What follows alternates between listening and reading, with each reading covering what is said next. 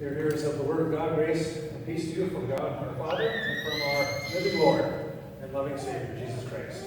Amen.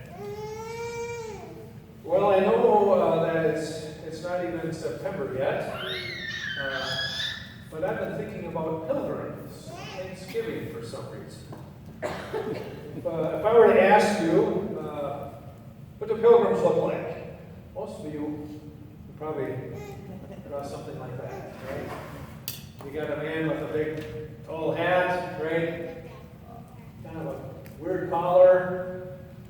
I don't know what kind of rifle that is. A musket. Okay, he's got a musket. And she's got a long cotton wool dress. And the kids are dressed the same.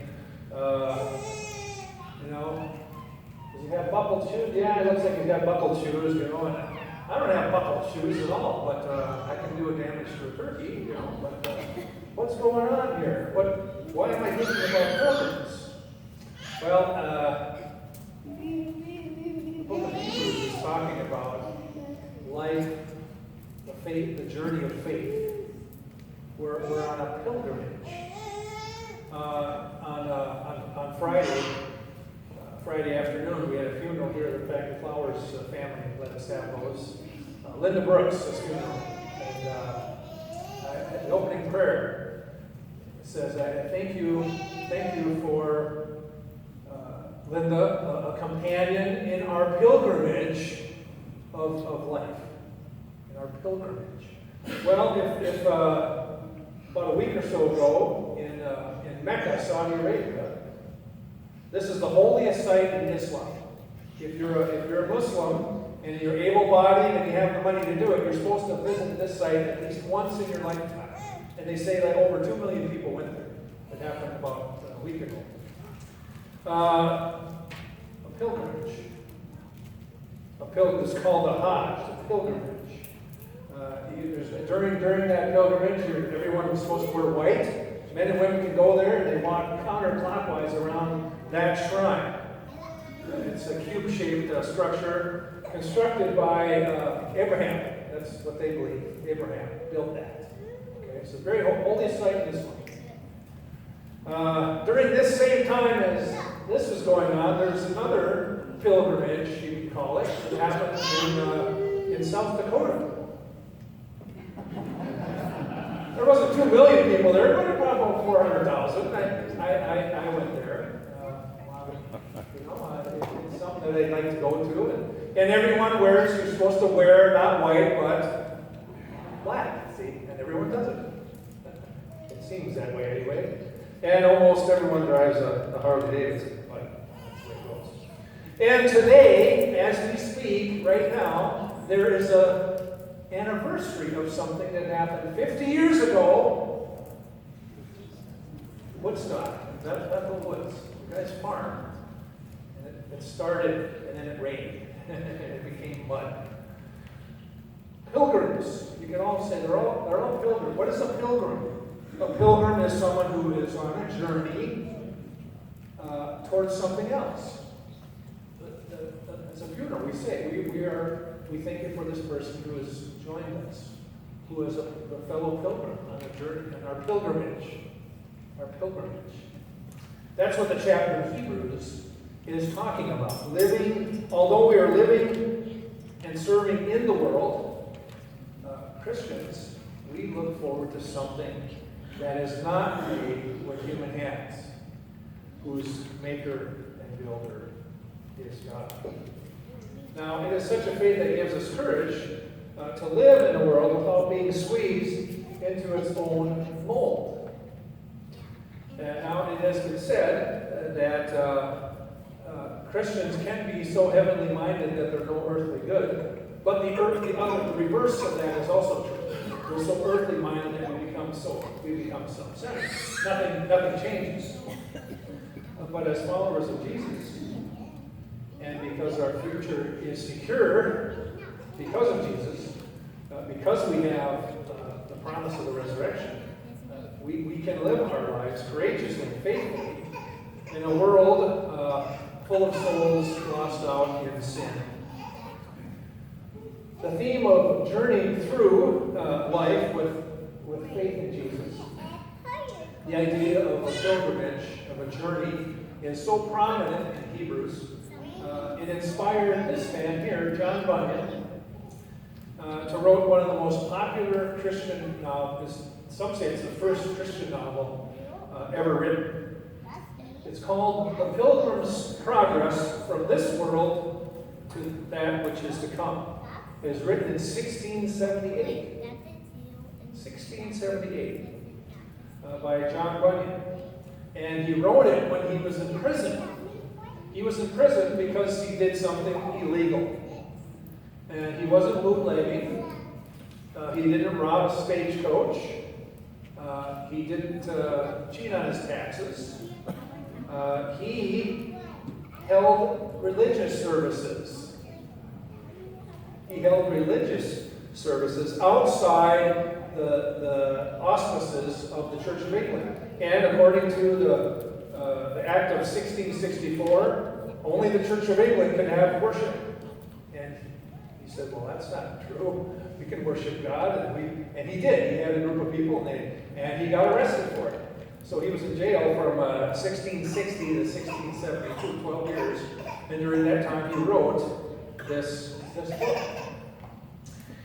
It's an allegory of the Christian life. And so in it, he pictures the hills and the valleys, the bright sunlit meadows, and the marshy sloughs that a pilgrim, a Christian, makes and journeys his way through. To where? To the shining city, a city of God, whose gates are never shut by day, and there's no night there. That's what he's writing about. After he wrote this book, and after he was released from prison, he continued to do good works of charity and help. He wrote more books, and he preached. And one of the last good works that he did, he was on his way to London to do some teaching, and he was caught in a rainstorm, got soaked to the bone, caught a fever, and he died in 1688, age 59. It is regarded, this book, as one of the most significant works of religious English literature of all time.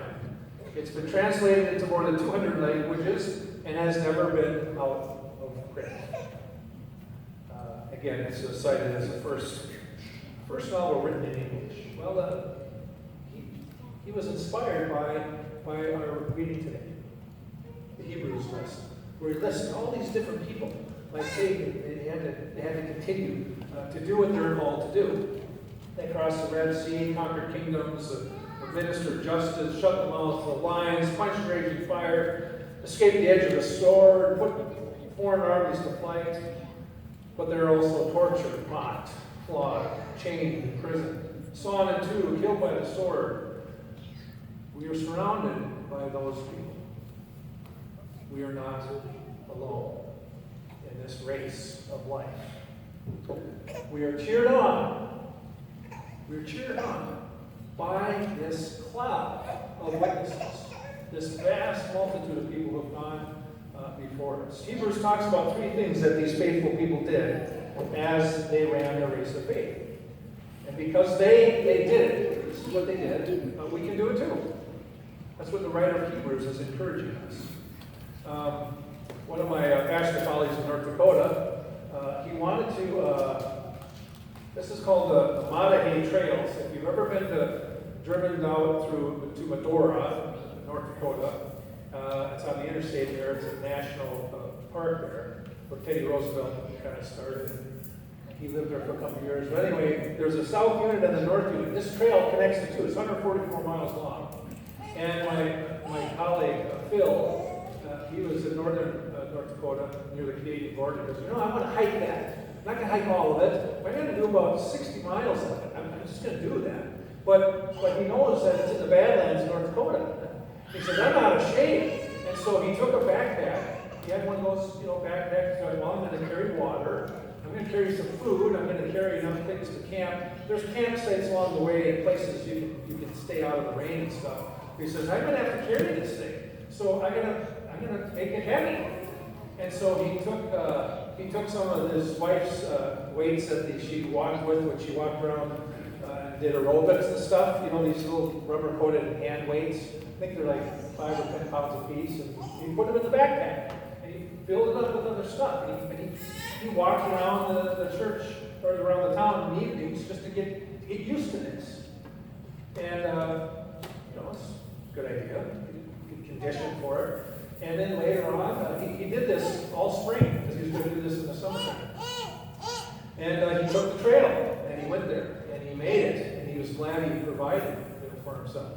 And then he took out a bottle of water and he wedged it there and his hand touched something and he opened up his backpack and what did he leave inside there? The other weights. He's like, oh my gosh. And he wanted to just get rid of them. He said, no, these are my wife's, exercise weights. I can't do that. So he had to continue his journey. What does it say? What does it say? Let us lay aside every weight. Let us get rid of that stuff that clings to us. The weight, the sin. We don't need to carry that stuff. We can let it go. Don't keep putting it back. Don't keep putting it back. And what else does it say? We run with perseverance. We run with perseverance. Notice Paul, the writer of Hebrews, some say it's St. Paul, but others are not so sure. It doesn't say with speed. It doesn't say let us run with speed. He doesn't say let us run with skill or agility or style or finesse. He says let us run with perseverance or endurance. Let us keep at it. Keep going. One foot in front of the other. One foot in front of the other. Let's keep on going. The journey of 1,000 miles, it said, begins with a single step. Run with perseverance. We can do it. We can keep at it. That's what the writer is telling us. And finally, looking to who? Not to ourselves and not to see who's behind us, but looking to Jesus. Jesus, the what? It's called the pioneer and the completer of our faith, or the author, or the forerunner. The word pioneer is a translation of a Greek word, which means all of those things. The forerunner, the author, the pioneer, is someone who goes ahead of us, someone who makes the first trail, someone who blazed it through. There's no one else that's been through that, but Jesus has. Jesus is the one who did it for us. He offers us the best example of the one who persevered. He was arrested, beaten, executed. All the while, he fully relied on God's grace. In the garden, when he prayed, let this cup pass before me, he ended the prayer with, not my will be done, but thy will.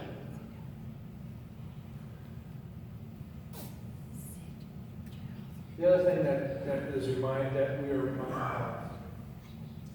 of, we follow in faith the one who leads us, but the one who also says, take my hand, I'll take you there myself. One of a pastor who attended, she spoke at our Bible camp we attended many times she came, and she tells a story about when she was in Greece one time. She was trying to see all these different religious sites, from the St. Paul, where he went to Ephesus, and all these different places in the islands there. And they went to Athens, and that was an important part of Paul's journey. And she wanted to go to this certain place, and she asked for directions. And this guy could barely speak English. He said, well, where do you want to go? I said, well, we want to go up here. And anyway, he gave her directions, and she got twisted around, and she got completely lost. And her friend was there and said, we don't know where we are. Let's ask this guy. And that's another taxi driver. He said the same thing. Where do you want to go? Well, we want to go to this place. He said, you're nowhere near that. She said, I know. You got to help us. He said, oh, okay. Well, you turn here, there, blah, blah, blah. And they tried it again. Totally, completely lost. They asked the third guy. He said, we want to go to this place. He said, well, you're nowhere near that. He said, I know. We just don't know how to get there. And he explained, well, you got to take here, go here, turn here. And he looked at it and he said, he looked at us and he saw the expression on our faces like, oh, not again, we'll never get there. And he said, okay, never mind. Never mind. Let me park. I'll get in. I'll take you there myself. I know the way. I'll take you there. That's what the author of Hebrews is telling us, reminding us. We don't have to learn the way. We don't have to memorize the way or have some secret treasure map to figure out where the X is, right? We can follow Jesus who takes us there himself. Thanks be to God. Amen. Okay. This time, let's see, where are we? Okay.